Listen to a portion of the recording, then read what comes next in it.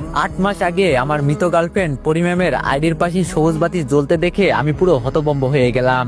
ম্যামের ID active কিন্তু কিভাবে? সাথে সাথে আমি ম্যামের কবরের দিকে তাকালাম আর ভাবলাম ম্যাম তো ওখানে শায়িত আছে, তাহলে ম্যামের আইডি চালাই কে? তাই অনেক এক্সাইটমেন্ট নিয়ে ম্যামের আইডিতে এসএমএস করলাম, আসসালামু আলাইকুম। কিছুক্ষণ পরেই দেখি রিপ্লাই আসলো, লেখা ভেসে উঠলো, ওয়ালাইকুম আসসালাম, কে আপনি? আমি বললাম আমি যেই হই না কেন, আপনি কে? আরে আইডির মানুষ তো 8 মাস আগেই মারা গেছে। একটু পর আবার রিপ্লাই আসলো, আপনি কি তাকে চিনেন? আমি বললাম হ্যাঁ চিনি, কারণ উনি আমার সবকিছু ছিল, আমার স্বপ্ন ছিলেন, আমার পুরো দুনিয়া ছিলেন। হি ওয়াজ মাই লাইফ। তো এভরিওয়ান, তোমরা কিছু বুঝতেছো না তো? তো চলো তোমাদেরকে ফ্ল্যাশব্যাকে নিয়ে যাই। আজ থেকে 8 মাস আগে ফেক আইডি থেকে আমার কলেজের ম্যাডামকে আই লাভ ইউ লিখে তড়িঘড়ি করে আইডিটা লগ আউট করে দিলাম। এখন অনেকটা ভয় লাগছে, যদি ম্যাডাম জানতে পারে তাহলে একটা মারও মাটিতে পড়বে না, কারণ ম্যাডাম অনেক রাগী। কিন্তু ম্যামকে আমার অনেক ভালো লাগে, প্রথম দেখাতেই উনার প্রতি 3 কেজি ক্রাশ খেয়ে বসে আছি। যাই হোক, আপনাদের পরিচয় দিয়ে নি, আমি রাকিব, এবার অনার্সে ভর্তি হয়েছি বগুড়া আজিজুল হক কলেজে। পড়াশোনার পাশাপাশি টুকটাক কবিতা লিখতে ভালোবাসি, কিন্তু একটু দুষ্টু আর চঞ্চল স্বভাবের আমি। আর যাকে প্রপোজ করলাম ওনার নাম পরি, নাম যেমন পরি দেখতেও তেমনই পরির মতো। আমি মূলত কলেজে প্রতিদিন যাই ম্যামকেই দেখতে।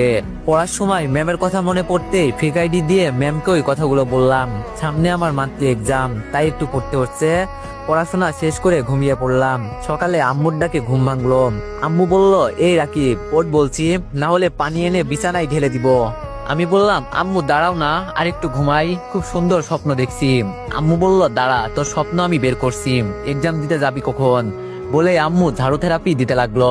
আমি তখনই উঠে এক দৌড়ে ওয়াশরুমে চলে গেলাম। আম্মুর গলায় রাগ থাকলেও মায়া বেশি, মাথায় তখনও একটা আতঙ্ক ঘুরছে। পরি ম্যাম আমার ফেক আইডির সেই আই লাভ ইউ মেসেজটি দেখছেন কিনা? যাই হোক, ফ্রেশ হয়ে এসে নাস্তা খেয়ে নিলাম। কলেজে যেতে ইচ্ছা করছিল না, কিন্তু একটাই টান, পরি ম্যাম আর বোরিং এক্সাম। তাই রেডি হয়ে কলেজের উদ্দেশ্যে রওনা দিলাম। কলেজে পৌঁছে এক্সাম হলে ঢুকতেই বুকের ধুকপুকানি দ্বিগুণ।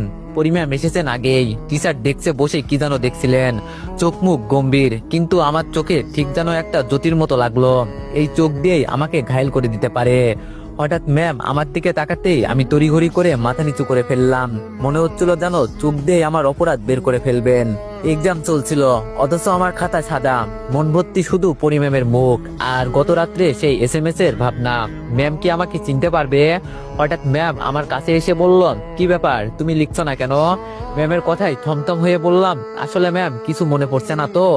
ম্যাম বলল, টেনশন করো না, ভেবেচিন্তে উত্তর দাও। আমি বললাম, ওকে ম্যাম। এক্সাম শেষে